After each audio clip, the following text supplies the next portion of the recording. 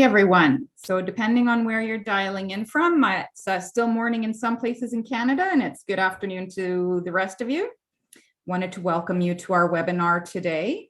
As you can see from our screen, I just wanted to start with reminding everyone that we've got a great team of staff here over at the CHBA taking care of our net zero initiatives. So if you ever do need to get a hold of any of us for any of your net zero needs, feel free to reach out to any of us here at the CHBA. And we wanted to cover off some housekeeping items. We are recording this webinar, and we will be posting the recording along with the slide deck at on our website at chba.ca/nzwebinars, so members can access that with their website login. You'll be in listen only for the duration of the webinar, but we will definitely have time for questions at the end of the presentation. So please do put your questions into the chat, or sorry, not the chat pane. We've disabled the chat pane, but the question section of the dashboard. And then I'll make sure to relay those questions over to Derek at the end of his presentation. And I know you guys are all old hand at this by now, but if you wanted to change your screen view, you can do that by clicking on the view icon at the top right corner, and you can drag the slider in between the sections to make the slideshow and or webcam smaller or larger. We also wanted to take this opportunity to thank our gold sponsor, Owens Corning, for being such a great supporter of our work. They've been our gold sponsors since the council started and have always been very eager to help our industry move forward with building really great envelopes. Actually, Derek would be familiar with them with the project they did as well. And we also wanted to say thank you to our silver and bronze sponsors.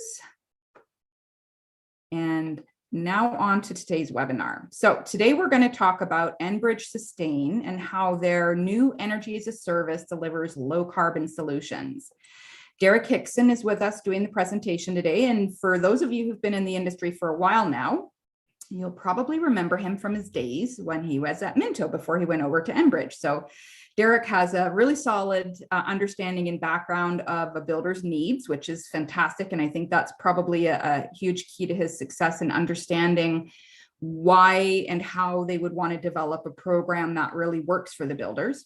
And so he's going to talk about how this energy as a service can deliver low carbon solutions, which is, like I said, a brand new line of business. It aims to help homeowners, developers, commercial customers. And I think maybe what I'll mention here too is that right now it's only in the Ontario marketplace where they service, but maybe Derek can, I don't know if he can give us any teasers as to whether or not they're going to expand that service, but the goal is to reduce greenhouse gas emissions through the design, installation, maintenance, and energy reporting of dependable and convenient energy solutions. They have offerings that include geothermal heating, solar photovoltaic, hybrid heating, and also electric vehicle chargers. So they maintain this, or they manage this. It's an end-to-end delivery solution with no upfront cost to the customer. So you'll learn all about this. And like I said, you'll be able to get the webinar recording in the slide deck probably by tomorrow at chba.ca/nzwebinars. But before we begin, we are going to run a couple of polls. I'm just going to get the first one up here. So what we want to do first is ask, what kind of participant are you? Are you a builder, renovator, trade contractor, developer? Do you provide a service? Do you provide products? Are you government, utility, and industry association, or are you with some sort of academia and or research? We wanted to get a good idea as to who's joining us today. So I'll just give everyone a couple more minutes to respond to that, and then we'll move on to our second poll. I always keep saying I need like some music in the background. Do, do, do, do, do, do, do. All right, we're getting close to almost 70% participation in the poll. Let's see. Oh, there we go. Perfect. Okay, I'll end the poll now and we'll take a look at our results.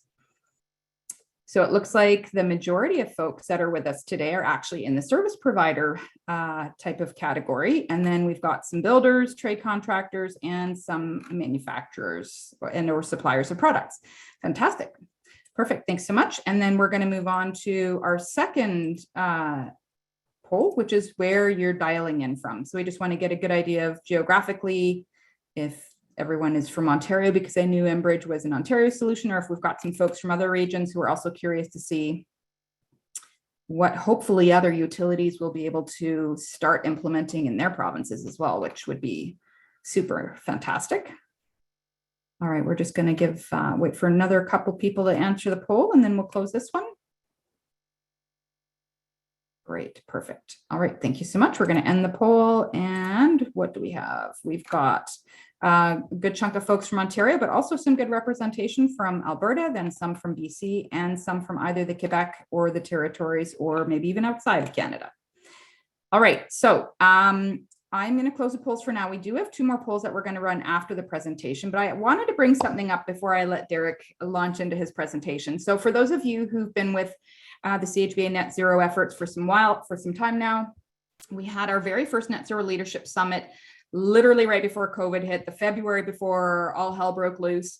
And we had a keynote speaker. His name was Tony Seba, and he was amazing. I got so many rave reviews about his presentation, and it was all about clean disruption, specifically on energy and transportation.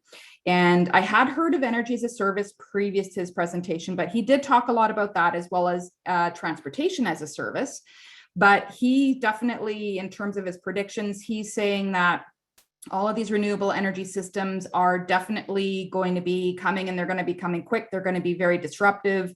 Things are going to change in a big way. And so I just wanted to highlight this, because what Enbridge is doing with their energy as a service program that they've just launched is innovative, and it is disruptive. It's the first utility in Canada I've heard of who is delivering or offering this service. And I think it's going to be a massive, massive opportunity for our industry. So I'm very excited to see what Derek has to present, want to learn a little bit more about it. And then we've got, like I said, some polls at the end, because I want to learn a little bit more from the folks that have joined us on the call today to see what they think about everything. So I think that's it for me. So Derek, I don't know if you want to launch your screen. I can stop sharing on my end here. Yeah, let me bring up my my presentation here. You let me know when you see it. All right. Yep, I can see it now. We just need it in presentation mode. All good. There we go. Perfect. Okay. Thank you, Sonia. It's a nice introduction to the topic today, and thanks for having me. I was invited to the spring event as well, to give sort of a teaser to what Enbridge is doing in terms of our energy as a service, and I'm going to spend a good portion of time talking about what the service is, you know, the specific challenges we're trying to overcome, in the value that we provide to the customers. Before I get into that, there's a couple things that I'll start with. One, just you know, for anyone on the call who doesn't know me or isn't familiar with my background, my name's Derek Hickson. I've been with Enbridge for pretty much exactly 5 years now. I spent time in the retrofit DSM group. I spent time in the commercial industrial contracting team, and for over a year now, I've been working to get this new business line off the ground. Prior to joining Enbridge, I spent 10 years with a builder, you know, a fairly green forward builder who had their own energy team. I managed a team there of individuals who were responsible for bringing new technologies to market and sort of aligning, you know, green technologies with purchaser needs. You know, the span of my career there, I went from old Ontario Building Code, 2006 Ontario Building Code, you know, through to you know, 2012, 2017. In all the sort of Energy Star programs. And then I sort of culminated there by launching 5 net zero energy homes to market. And certainly one of the things that became more and more prevalent was what the limitations of what the builder should be doing versus what sort of a utility solution could provide. And so that is where my journey with Enbridge sort of started. To give a little background on Enbridge, you know, for anyone who's not too familiar with Enbridge, we are, you know, one of North America's largest providers of energy. You know, we have an extensive natural gas market.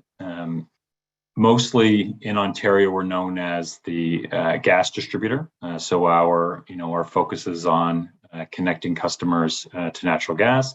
We have over 3.9 million customers that are attached in the province of Ontario, and obviously energy transition is playing a bigger and bigger piece. Enbridge strives to be the energy provider of choice, and what that means is diversification away from our traditional business lines. So at Enbridge, we have corporate targets. We're on board for the net zero targets with greenhouse gas emissions reductions by 2030. And our corporate strategy is, I've listed them here in 3 buckets. So, there's a portion of the strategy is to use less gas, have non-gas solutions, and also carbon neutral gases. So, using less gas can be done through our conservation programs, hybrid heating, natural gas heat pumps, district energy systems. So this is sort of utilizing gas in the best way. So, it's a carbon intensive process for getting energy, and there is still a role for that within the province. However, it's not the only option now. So that's brings us into these sort of non-gas solutions. So we've been looking at things like geothermal, carbon capture, solar PV, integrated resource planning, and these are all again sort of non-gas solutions. And then we have carbon neutral gases. So certain applications require a very energy intensive process that is not being met today with any particular process. And for this, we're looking at things like hydrogen or renewable natural gas, which still have can provide a big energy punch for having I'll say lower carbon emissions, although some are close to zero. At Enbridge, we have sort of 3 main divisions who are looking at energy transition. We have our demand side managing group, now called the Energy Conservation Group. They use regulated funds to administer conservation programs and deliver carbon savings that way. We have a business development team that's looking into a lot of these sort of non-gas and carbon neutral technologies as a way of either feeding that into a DSM program or spitting out a business line. And then we have Enbridge Sustain, which is what I'm primarily here to talk to you about, which is our new energy as a service business model that provides value to builders. So I alluded to this a little earlier when I was talking about my experience, but at a foundational level, like what is the problem we're trying to solve right here? Obviously, if the goal is energy transition, we want to move away from carbon intensive technologies. There's certain challenges that come with that. So what we heard from builders and from homeowners is, there's a higher cost to adopt sustainable energy solutions. The solutions are a bit more complex. So it can take a lot of time to research what the best choice is, do a proper analysis on, is it really meeting my goals? Again, with that complexity comes some technical expertise that can be missing from either organizations or from people's homes. And then, moving away from your sort of traditional boiler chiller or furnace air conditioner, some of these technologies do come with a much higher maintenance requirement. And so, people get very concerned, well, if I put this on my roof or if I put this in my ground, what does that mean from a maintenance? Am I going to have the know-how to do it?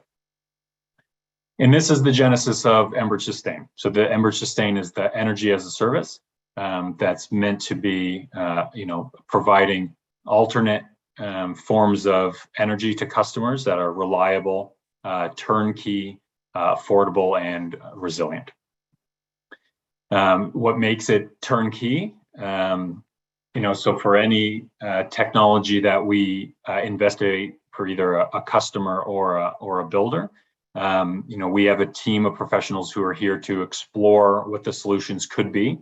So we look at, okay, what are your goals here? Are you looking at cost savings? Are you looking at carbon savings? Is there special funding that you're going after that requires a certain carbon reduction, and we work with them to come up with what solutions would be a good fit. So is this a good fit for solar or geothermal or hybrid heating, or any other new technology? Enbridge Sustain covers all of the upfront costs of the technology, so it takes away that financial burden on the customer to implement these things, and we put them onto a long-term contract, generally for the service life of the equipment. So in the industry we call this patient capital. So on some of our terms go up to 40 years as a way of making sure that the customer is no worse off than they were under a conventional system, right? So if you term something over 40 years, even if your payback is in the 15 plus years, you can still be saving money from day one. We provide all the support and maintenance to the product. So depending on the technology that's picked, that it ends up being an Enbridge asset, and as such, we're gonna maintain that so it gets the most functional use out of it, and that it's operating efficiently, and that those savings are actually being delivered to the customers. And then one piece that is also very important for us, especially as we move into this world of energy as a service, which is the whole customer framework around what is the customer experience like if you're using Enbridge as an energy as a service, right? Can you see your savings? Like, are you seeing the value? Are there any insights that they can provide in terms of operations that can help the operator out or help the homeowner out? And we're investing a ton of capital into this customer management system. So I said it earlier, Enbridge has 3.9 million customers. Like, foundationally, we're a customer management company, and we're building off that backbone to deliver these services. Thinking back a few slides ago, I said, what we're really trying to do is solve this problem of some of these technologies are capital intensive. They require maintenance, and they require long payback periods. We've identified 3 technologies that fit right now, but pretty much any technology that ticks those boxes is one that we'll investigate. So things that are capital intensive with longer paybacks that you want a good design for. We're here to help out with that. But for right now, our core offerings are geothermal energy, hybrid heating, and solar. And I'm going to spend a little bit of time on each of these 3, just to lay the foundation for why these are good technologies for the moment. Actually, the one slide I wish I had in here, which I haven't put in yet, is because this is one of the main questions, is what markets are we going after? And the answer is we're not bound right now by a market market boundary in terms of units. So we're going after low rise, high rise, new construction, and retrofit. Again, the idea here is we want to be the energy provider of choice, and if it's a gas solution, that is okay, and if it's a non-gas solution, we want to be here to help as well. Geothermal energy is probably the most relatable to what Enbridge Gas already does. So geothermal energy, is a pretty, at this point, a pretty tried and true technology. Effectively, what you're doing is putting in a ground loop to, run a heat pump solution for your building, but you're optimizing the sort of consistent temperature of the ground to deliver more savings. So this is the one. I say it's the most like what Enbridge Gas is already doing, because effectively right now what Enbridge Gas does, we're an energy distribution company. we don't actually make any money on gas consumed.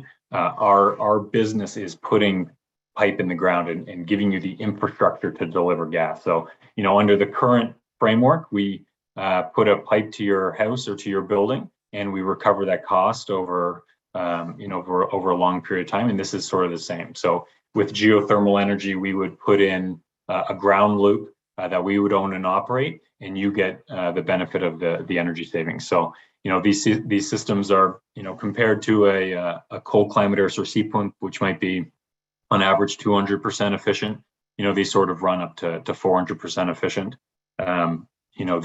There's nearly zero carbon emissions, and especially in Ontario, reliable, resilient, quiet, and, designed to last. We put these on 40-year terms generally. So again, this system, which we expect to last much longer than 40 years, assuming it's designed and operated properly, is something that is sort of right in the wheelhouse of what Enbridge does. This slide just talks about exactly how it works, but maybe I will spend a little bit of time here. So, because I think people sometimes think geothermal is a very confusing technology, when really, what you're doing is you're running a loop in the ground, which isn't too sophisticated. In all honesty, you're looking at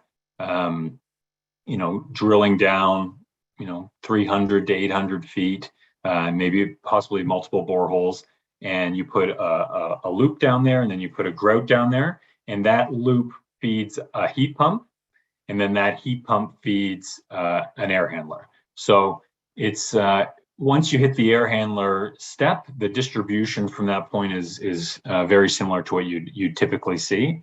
And like I said, the ground loop portion, most of the expertise is required in the design of it to make sure it's sized appropriately, and then a little bit of ongoing maintenance to make sure it's not, the ground temperatures aren't exceeding, where it runs efficiently.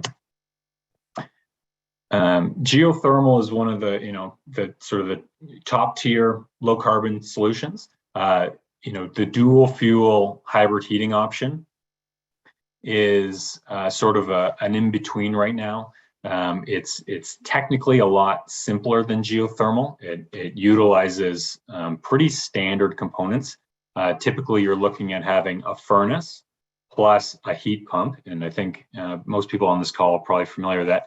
A heat pump is very similar to an air conditioner, so it's not overly complicated. It has pretty significant carbon savings because we really aren't running too much at the sort of -10 through -20 temperatures in a year if you look at your entire heating season. So you get a pretty good carbon savings by operating your heat pump sort of at temperatures where your heat pump operates best, sort of between 5 and -5. And the homeowner, is working with pretty standard pieces of equipment. The value Enbridge Sustain brings here is the controller piece and the customer piece itself. So if you see here sort of how things work here, you have your heat pump on the outside, you have your furnace on the inside, and then you have a controller. This is shown as a thermostat, but our actual controller we're working with sits between the controller and the heating equipment. So a customer can use whatever thermostat they want. And really all we're doing is we're running an algorithm in the background to say, okay, well, first of all, are we running this to be the most eco-friendly? Meaning, are we operating this in a way that will always default to the cleanest technology, or are we running this in the most cost-effective way?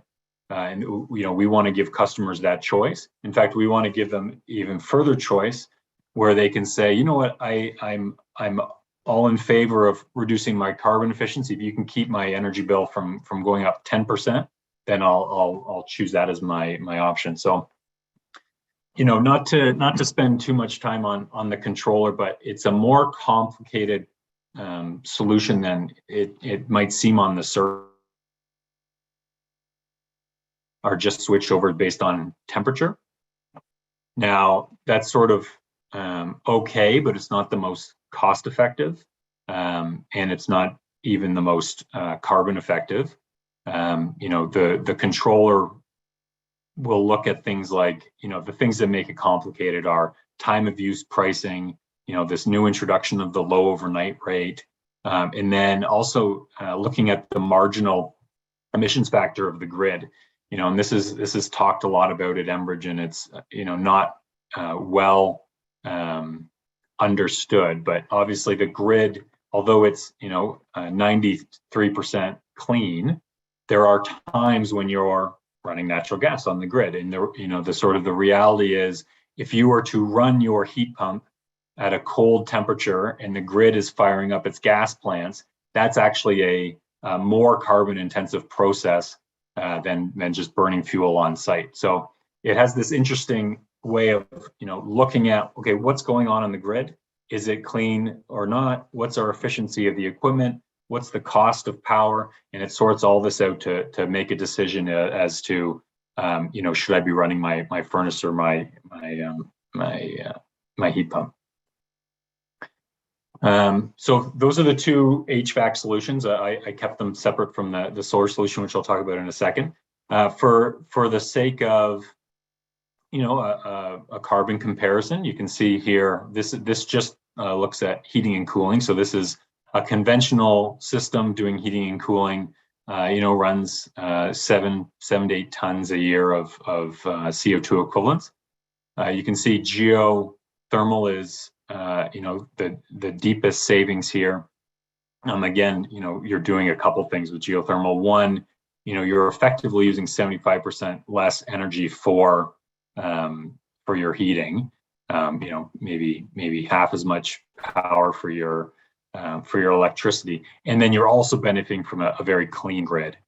So it's no surprise that geothermal's very good, and sort of close to geothermal is cold climate air source heat pumps. Again, I haven't actually accounted for this. This looks at the average grid intensity. I haven't run these numbers using marginal efficiency factors, but you can sort of see the cold climate air source heat pump does pretty well. So it should be probably about double what geo is because it's half as efficient. It's mostly benefiting from a clean grid here in Ontario. But I think the surprising one to most people is how deep the hybrid heating savings can actually be. A couple things. One, natural gas prices have gone up of late, and so the hybrid heating actually is running more electricity than it is, and than it would have in maybe the previous 10 years when natural gas rates were lower. But also, what you need that peaking furnace for really doesn't actually account for that many hours in the year at the end of the day. So, I have analysis on this, but if you're heating for 1,000 hours a year, below -10, you're really in most regions in Southern Ontario, especially you're talking about 5% of your hours, 10% of your hours are spent at those low temperatures. So that's where the hybrid heating solution, again, it's not the most carbon. If your goal is net zero carbon, maybe this isn't the technology you want to pick, but it has a very good value that goes along with it. Another key consideration for these services, and because we start to put these things on 40-year contracts, you can start to really look at, well, what's the long-term impact of these systems? So I just talked a little bit about the carbon savings. In the next couple of slides, I'm going to talk about the sort of year one dollar savings. We have utility savings can be substantial. For geothermal, it has sort of the biggest utility savings. But we have these other tertiary advantages too. So, geothermal, once the loop is put in, it's sort of there, for like I said, 40 plus years. And so you don't have to replace that. They're reasonably low maintenance. The maintenance required on them has more to do with making sure the ground temperatures are in the right ranges. But you end up with equipment that lasts longer. Geothermal heat pumps will last 20 years. In the high-rise situation, that loop is effectively displacing your boiler and chiller. And so, when you displace that piece of equipment, you have the immediate capital cost savings, you have the replacement savings, and you have all the maintenance savings that are associated with that. So, all those things combined, you can actually see here, geothermal over 40 years actually does the best. Well, sorry, I shouldn't say that. Hybrid heating actually does the best. I can just tell from the slides here that these are geared to the low rise. In the high rise setting, the geothermal generally does the best because you're replacing that boiler and chiller. In the low rise setting, hybrid and geo are pretty close. And one of the reasons I put cold climate air source heat pump on, because we get this question, it's not specifically called out in our service offering. We will do cold climate air source heat pumps. The question does come up a lot. We just did a project, and we just put a project under contract last week, actually. That's all cold climate air source heat pumps. One of the reasons we don't specifically call it as an offering is if you sort of look at these numbers, you can see over the long run, cold climate air source heat pumps is this technology that is very clean. So it's cleaner than hybrid, which it has going for it.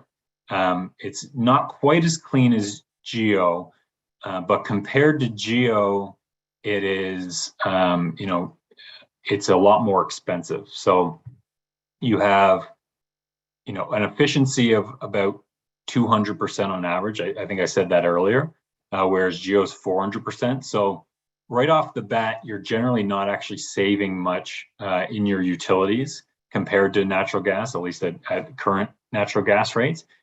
You're paying more for the equipment than sort of a traditional system.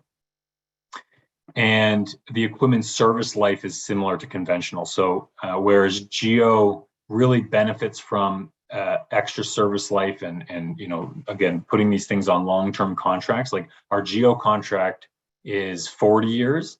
Our hybrid heating and cold climate air source heat pump contracts are generally only 15 years. So even though they're cheaper, the costs end up, sort of coming out to be similar. I'll get into more of the utility savings here in a second, but I think it is an interesting point. I mean, I think cold climate air source heat pumps are getting so much attention right now, because they're an all-electric system and they can handle the heat load. I think my stance is if you're trying to go all carbon, you should first at least explore geo to see if that works. And if you're just trying to get 40-50% carbon savings, hybrid heating is a very good solution. So here's a piece, and again, take these numbers. I'll just say this: take these numbers as illustrative. These are based on 2 projects I've done actual quotes on, but these things they do tend to be project specific. But you can sort of see the year 1 savings is all laid out here. So I'll just, they're very similar, just slightly different sizes. But if you see the lower chart, for a single family home, you're starting with a utility bill of around $3,000 a month. With geothermal, you're dropping that pretty significantly, right, to $1,700 a month. Hybrid heating is dropping to $2,400 a month. And the cold climate air source heat pump, and this is where I sort of illustrate where this technology is a particular challenge is, the utility savings really isn't very substantial there, especially compared to the geothermal energy. The system maintenance, again, I've included this. This is sort of just a fraction of the capital cost. Under our service, it's included.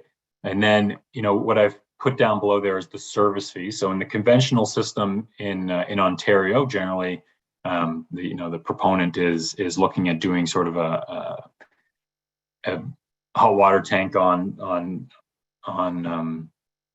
as a rental. So that's $60 a month. You can see the geothermal service fee is obviously the most expensive here. This fee actually includes the ground loop, the the heat pump, the de-superheater, and the hot water heater. So we're sort of putting all of the systems on a service fee. This is one of the items that you can sometimes get a better value proposition if you just look at the loop itself or one specific component of the equipment. But that's what the full package looks like. The hybrid heating is only really slightly more than the conventional system, even though we've included two pieces of equipment instead of just one. And then again, this cold climate air source heat pump cost, you're sort of, it's a very expensive piece of equipment, which we turn into a rental, but the service life is lower, so it doesn't benefit quite as much as the geothermal. So if you sort of look at the totals, right, you have this conventional system that all in's costing you, $3,800. A geothermal system that's costing you, something like 10% more, 15% more in year one, but it's this a very attractive low carbon solution that you're getting close to zero emissions. Hybrid heating is the one that even with putting this equipment on a service contract, you're still saving your utilities. So you're saving $200 a month there, and then you can see the cold climate air source heat pump sort of is oddly enough a similar price to geothermal when it's on the service, but you're not getting as sophisticated of a system. The reason I specifically put in 2023 here is this happens to be the question people ask, like, what is the utility going to be today? But the reality is this conventional number for utilities, with the carbon fee going up, every year until 2030, we're going to see these savings get higher and higher as we move along, to the point where right now we expect geothermal to be cost neutral around 2026. One of the other items I'll mention about geothermal, which is one of the reasons we're excited about it, is there was a tax credit announced by the Canadian government back in April. I talk about this a little bit in the solar presentation as well. That should actually reduce the cost of these systems as well, and we might be breaking even in the next year or two. I'll speak a little bit about solar. This one, usually needs the least information in terms of what it is, but for those who aren't familiar with solar, this is a pretty standard installation you're looking at. There are electric collectors on the roof that collect solar energy. In Ontario, we have a net metering program, so you get credit for all the electricity you produce, and that gives you a credit on your bill. So it sort of reduces your energy costs. It does boost resilience of your system. It's durable. Our service offering covers the maintenance of them to make sure that they're working properly, and of course they're a low carbon footprint. One of the reasons they're not as popular right now as the under an energy as a service model is, the cost savings. Like if you look at Ontario's electricity grid prices, like a lot of solar producers right now are sort of quoting things in terms of the average price, but if you look at what the customer pays, you're looking at something like 10 cents a kilowatt hour. These systems, if you were to buy them outright, are reasonably expensive, and even on a 25-year term, our cost per kilowatt hour is sort of in the 13 to 14 cents per kilowatt hour. So for those customers who are right now specifically looking to save 20-30% of their utility bill, it's not quite there yet. What I'll say about this for the future is, well, I won't talk about the future just yet. One sec.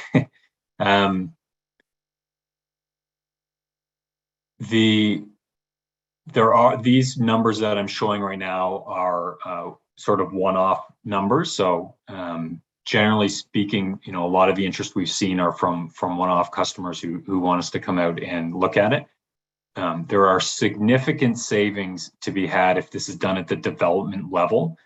We've yet to have a customer engage with us who wants to do this at a community level where every home has it. Under that situation, we'd become very competitive with the grid, and this tax credit that was done, for the CRA announced back in April, should push that even further. So, right now the application for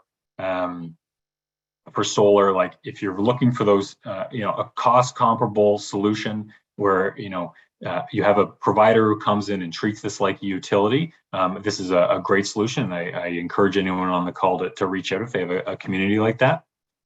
The other way of looking at this is protecting yourself against sort of the rising costs. I've seen numbers that sort of show electricity prices have gone up, between 3% and 5% over the last 20 years, sort of outpacing inflation, and certainly sort of locking yourself into a utility rate right now is could be advantageous, especially if you're concerned about costs increasing. So that concludes the technologies piece and the service offerings. I talked about this a little bit at the front, but for all the builders out there, the service providers out there who are looking to engage with us, our process is we have sort of the 5 stages I've listed here. I encourage service organizations and communities to come with your plans. How many homes are you building? What size? We will do a pre-feasibility on these projects at no cost upfront without any commitment either. Again, we'll work with you to say, okay, what do we want to look at? Do we want to look at hybrid heating? Do we want to look at geothermal? Do we want to look at solar? We'll give you high-level numbers that are specific to your site. We'll see how well those match with your customers' needs, and at that point we'll enter into some design work where we'll do sort of detailed design. We will hire the engineers. We'll integrate with your project schedule, and then of course we execute on the project before construction begins. This I gave it its own slide because again the question of how is Enbridge differentiating themselves in this market? I mean, certainly Enbridge has a brand of being safe and reliable. We lean on that a lot, but also, with our existing customer base, we already have, our organization really understands customer systems. In a lot of the customer journey work that's happening right now is focused on, what does this look like for a customer? Are they going to see the value? Is there a different way of educating people and engaging with them on how energy is used? And sort of to that effect, we're building out these systems to give them 24/7 access to their online tools to track energy, year-over-year energy comparisons, smart controls to manage their energy. Again, this talks a little bit to like hybrid heating. We use this, this is talking to some of the background stuff. We use more sophisticated algorithms than certainly a customer could use in terms of optimizing energy and optimizing the energy systems. So we're, developing full packages that'll address this.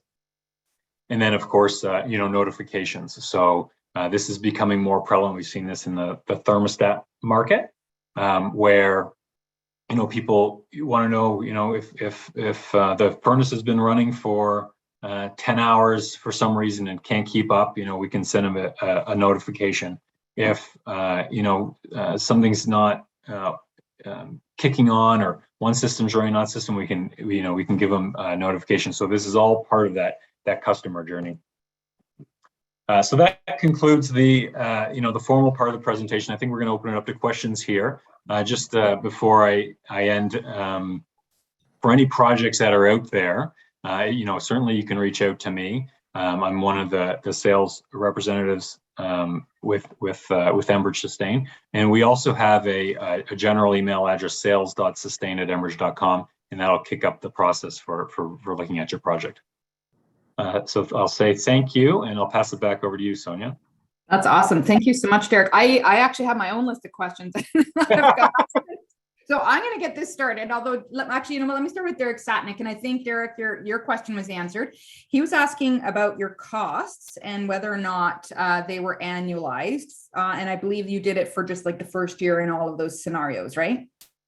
That's first. So to get into the nitty gritty of the rate structure, the costs I was showing there were meant to be the real first year costs.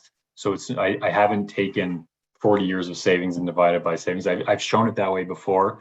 Another good way of showing it, instead of that 40-year chart that I put up there, I sometimes show it as like a net present value, which is a good way of showing, how the increase in gas is going to affect it. In terms of our rate structure,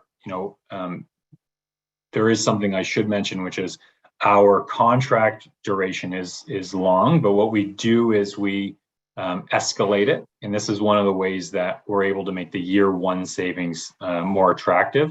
So what we do is we have a year one cost, and then we generally write into the contract, an escalation that's either inflation itself or comparable to inflation, meaning that it should go up at the same rate that energy costs go up, so that you're sort of always realizing that savings.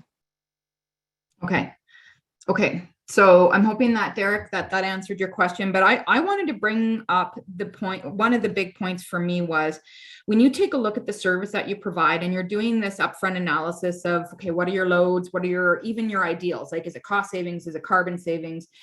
For me, I think that's absolutely huge, because you're able to tie that back to, okay, what's the grid looking like? What are the peaks? All of those kinds of things. That is so critically important, because I'm going to even speak from my consumer perspective. I got into a net zero ready home, and I've been asking my builder, who's been thankfully very flexible with me in terms of, I want to be a guinea pig. I want to try this. I want to try that. Like, I went all electric. And what I'm finding is that just through conversations now with other builders and their conversations with their homeowners, is that in many cases, the HVAC, like the mechanical guys, don't know maybe even half of what you just talked about.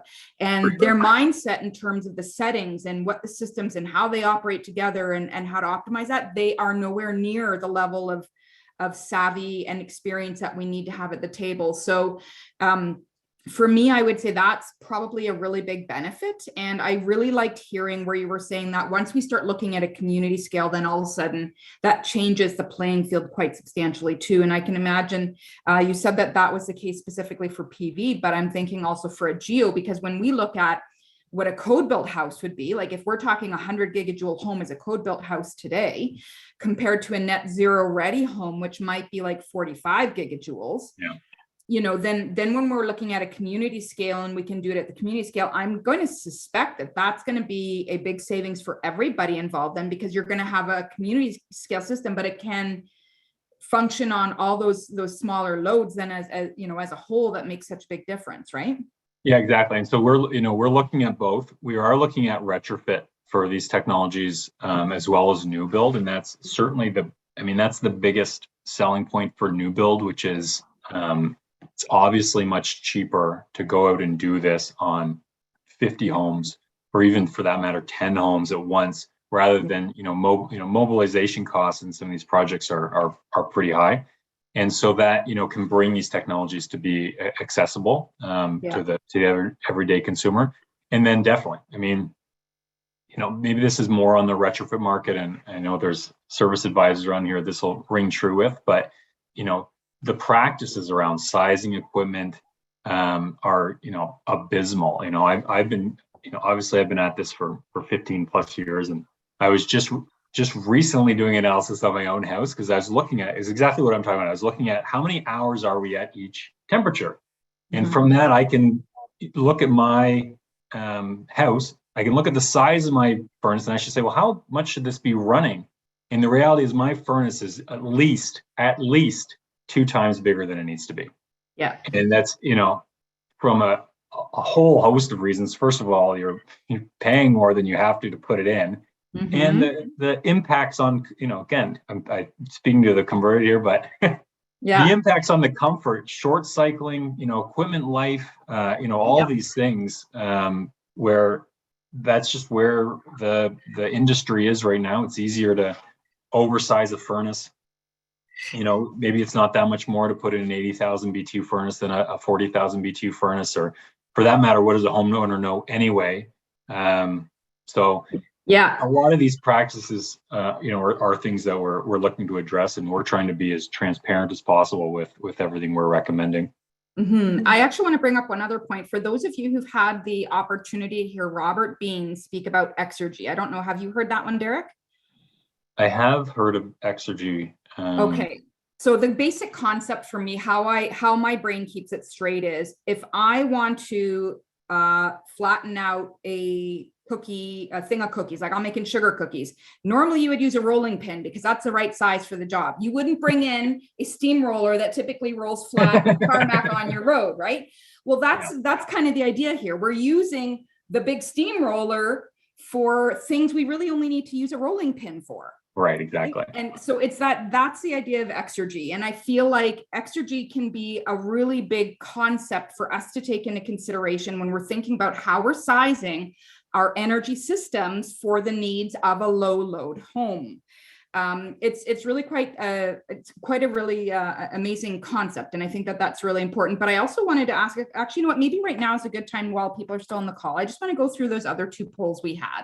So the first poll I wanted to ask was, has anyone here heard of energy as a service before this webinar, or is this a completely new concept to you?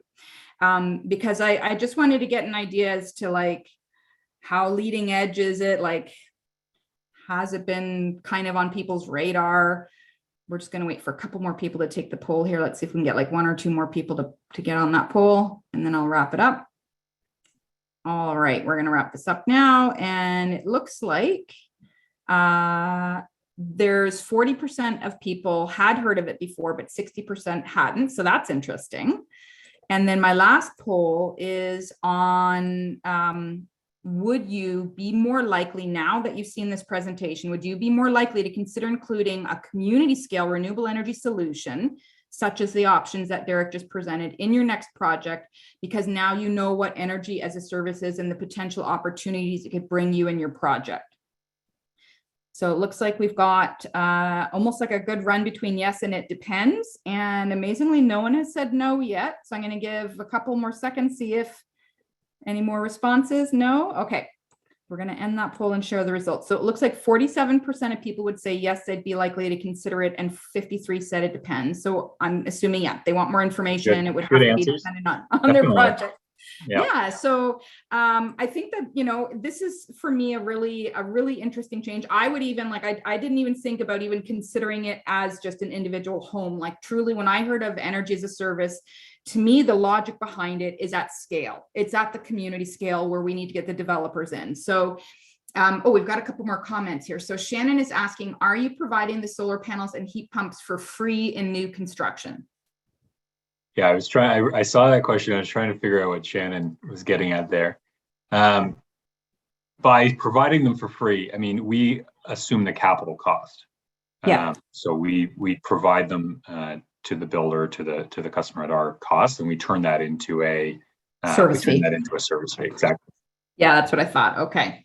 Awesome. Thanks. And then Mehdi is asking, is a new condo building eligible for the feasibility study that was mentioned? For example, feasibility study for having a ground source heat pump for more than 200 unit condo building, which is still under preliminary design phase. Yeah, absolutely. So that's one of the biggest areas in terms of markets right now. Condominiums for geothermal, certainly have one of the best value propositions, and it's it's our top in terms of leads coming through the door. That's our top thing coming in. So we'll do what I'll call pre-feasibility. Pre-feasibility for geothermal would, again, depending on the information you have, we can do it as early as just floor area, and we just, if we have an idea of glazing and orientation, we can take a guess at size. It's certainly will lay out the numbers in terms of what that project is. The further we get down the road, like if you have an energy model, if you have, a load analysis, we'll look at, okay, how big of a bore field do you need there? What are the cost savings for the chiller? What are the cost savings for the boiler? What are the environmental impacts? And what does that look like for the customer? So all of that is included in what I'd call pre-feasibility. So you can get those numbers, and then generally we enter into what's known as a LOI, a non-binding letter of intent.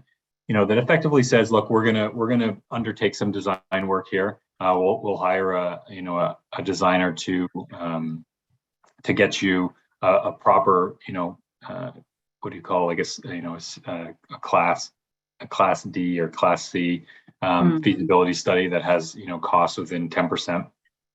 Okay. And, potentially also go to site and do a test borehole to make sure that all the drilling conditions are clear and good. Some locations that's not required, some they are. And that all, is covered under the LOI.